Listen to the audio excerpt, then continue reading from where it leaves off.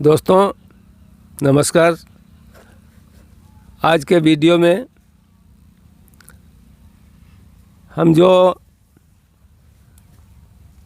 प्रयोग आपको बताने जा रहे हैं उसके द्वारा आप सारी समस्याओं का समाधान ले सकते हैं। ज़मीन का ख़राब होना, बीमारियों का ज़्यादा लगना, कीड़ों का ज़्यादा लगना, भंडारण क्षमता कमज़ोर होना, ये सारी दिक्कतें आपको इस वीडियो के माध्यम से हम बताने का प्रयास करेंगे कि आपकी सारी परेशानियां समाप्त होने वाली हैं। तो इसको कैसे करना है? इसको करने के लिए सर्वप्रथम जब आपकी फसल जो खेत में लगी है खरीफ में, उसकी कटाई हो जाए। मान लिया आपके खेत में धान लगा है, तो धान की कटाई के बाद ज़्यादातर किसान कंबाइन से धान की कटाई करवाते हैं। तो कंबाइन से कटाई करने के बाद जब पुआल गीला रहे, जब आपकी पुआल की कटाई हो, नम बनी रहे, जिससे वो हैरों से कट जाए, तो उसको खेत में बिखेर के, क्योंकि कंबाइन जगह जगह ढेर लगा देता है, तो ढेर को फैलाने के बाद हैरों से जुताई तुरंत करें। क्योंकि जब ये सूख जाता है तो कटता नहीं।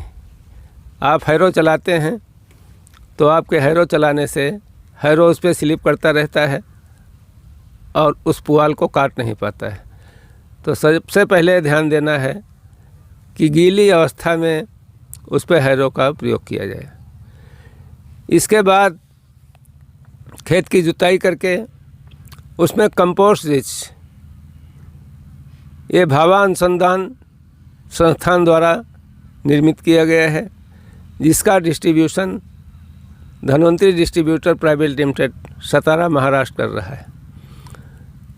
इसकी एक डिब्बी 200 लीटर पानी में मिला के 1 एकड़ में छिड़काव कर देना है और छिड़काव करके एक बार अपने खेत में पानी भर देना है। आप देखेंगे 15 दिन के अंदर आपका सारा पुआल सड़ के समाप्त हो जाएगा और आपको बहुत अच्छा कंपोस्ट आप खेत में मिल जाएगा, जिससे आपके खेत की उर्वरा शक्ति बढ़ेगी, आपके खेत में जीवांश की मात्रा बढ़ेगी। साथ ही साथ जो पुआल लोग फूंक देते हैं, जला देते हैं, तो उससे आपको कुछ नहीं मिलता है और कुछ न मिलने के साथ ही साथ आपके ऊपरी सतह का जो जीवांश है और जो बैक्टीरिया है वो जल जाती है, जिससे आपके खेत की उपजाऊपन कम पड़ जाता है। तो एक तरफ तो आपका खेत का उपजाऊपन कम हो रहा है, आपकी बैक्टीरिया नष्ट हो रही है, आपका जीवांश जल रहा है। दूसरी तरफ आप अगर इस ढंग से कर रहे हैं तो आपके खेत में जीवांश की मात्रा बढ़ेगी, बैक्टीरिया की मात्रा बढ़ेगी और आपके खेत को कोई नुकसान नहीं होने वाला है। अब इसके बाद जब आप खेत तैयार करें, खेत की तैयारी के समय बुआई से 5 दिन पहले खेत में नमी सही होना चाहिए। नमी की अवस्था में आप सॉइल गार्ड का 1 लीटर मात्रा प्रति एकड़ का प्रयोग करना है। और 1 लीटर मात्रा का जब आप प्रयोग करेंगे तो इसको प्रयोग करना है मिट्टी में मिला के, आपको अपने खेत में बिखेर के सायंकाल और उसकी जुताई करके पाटा लगा देना है। आप ये भी कर सकते हैं कि अगर आपने पुआल की कटाई के बाद खेत में पानी भरा है, जब वो ओट आ जाए, मतलब जोतने लायक हो जाए, उस समय भी सॉइल गार्ड का प्रयोग आप कर सकते हैं। इसके प्रयोग से क्या होगा? इसके प्रयोग से आपकी फसल में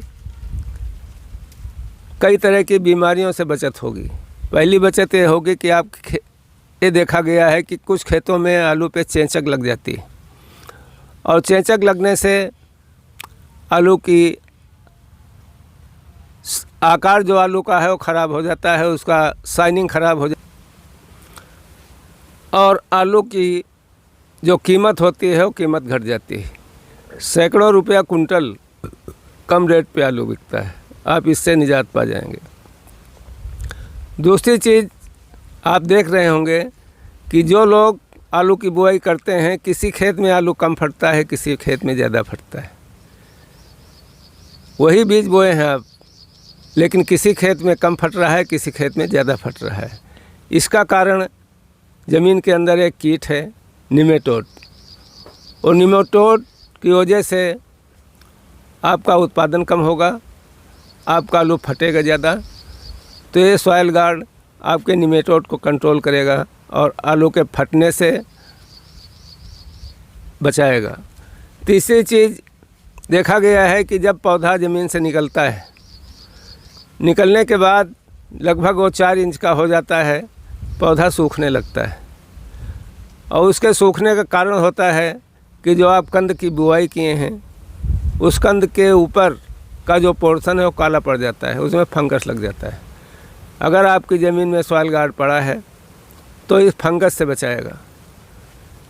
ये 3 काम अगर आपके हो गए तो आपका बहुत बड़ा फ़ायदा होने वाला है, क्योंकि पौधा सूखेगा नहीं। इसमें ट्राइकोडर्मा मिला हुआ है, पौधा सूखने नहीं देगा, रोग नहीं लगने देगा, आलू फटने नहीं देगा, आलू पे चेचक नहीं आएगी। अगर आपके खेत में दीमक है तो दीमक का कंट्रोल करेगा। इसके बाद जब बुआई का समय नज़दीक हो, बीज आप स्टोर से कम बुआई के 8 से 10 दिन पहले लेके आएँ, क्योंकि स्टोर का टेम्परेचर बहुत कम रहता है, आलू ठंडा रहता है, ठंडा स्टोर उसको कहते हैं लोग। फिर अब आप बाहर लाते हैं आप तो उसका टेम्परेचर ज़्यादा हो जाता है। खेत का टेम्परेचर सबसे ज़्यादा रहता है। अगर ला के जल्दी बुआई कर दिए तो आपके खेत की गर्मी से आपका आलू सड़ सकता है। इसलिए कम से कम 8 से 10 दिन पहले आलू की निकासी करें और उसको घर ले जाके तुरंत बोरों को खुलवा दें। अगर बोरे नहीं खोलेंगे तो जो उसमें गैस है वो गैस आलू में लग जाती है, और उस गैस के लगने से आपके आलू में पुटकी कहते हैं देसी भाषा में, वो पुटकी रोग लग जाएगा, आलू में सड़न चालू हो जाएगी। और आप जिस हिसाब से आलू ले गए हैं वो आलू आपका सड़ के कम हो जाएगा, आपको बीज की दिक्कत होगी। तो इसलिए इसकी तुरंत जाके बोरों की खुलवाई करें और आलू को फैला के सुखाएं। सुखाने के बाद हमारा एक प्रोडक्ट आता है धन्वंतरी का, बैक्टोरिच। बैक्टोरिच एक जैव उर्वरक है। अभी हमने रासायनिक उर्वरकों का प्रयोग किया है, अब बात आई है जैव उर्वरक की। वैसे तो जैव उर्वरक मार्केट में भी उपलब्ध हैं, कृषि बीज भंडार पे भी उपलब्ध हैं, लेकिन उसमें दिक्कतें होती है कि ये 6 महीने की एक्सपायरी के होते हैं। कंपनी से बनने के बाद सप्लाई होके सीड स्टोर पे पहुंचने तक इनका समय समाप्त हो जाता है। समय समाप्त होने का मतलब जो 6 महीने की अवधि है, कंपनी से बना, गवर्नमेंट ने ख़रीदा, ख़रीदने के बाद ज़िले पे स्टॉक हुआ या लखनऊ में प्रदेश पे स्टॉक हुआ, वहाँ से ज़िले पे आया, ज़िले से ब्लॉक पे आया, तब तक पहुँचते पहुँचते समय समाप्त हो जाता है। 10-15 दिन का समय बचा तो बचा, नहीं तो इसकी काल अवधि समाप्त हो जाती है। इसमें होता है कि जो बैक्टीरिया इसमें डाली जाती है, उस बैक्टीरिया को खाने के लिए मीडिया मिलाई जाती है, और वो मीडिया इसको खा के 6 महीने के अंदर समाप्त कर देती है। उसके बाद वो बैक्टीरिया स्वयं समाप्त हो जाती है।